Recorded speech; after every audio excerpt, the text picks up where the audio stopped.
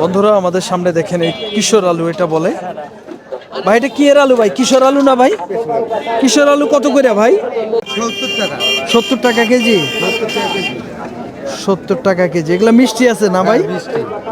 এগুলা ভাই কোথা থেকে আনছেন ভাই? সিরাজগঞ্জ। সিরাজগঞ্জ থেকে। বন্ধুরা দেখেন সিরাজগঞ্জ থেকে আইনা ভাইরা বিক্রি করে। দামাদামি করলে কম বেশি নাই ভাই? না না, এটা 70। একবারে 70।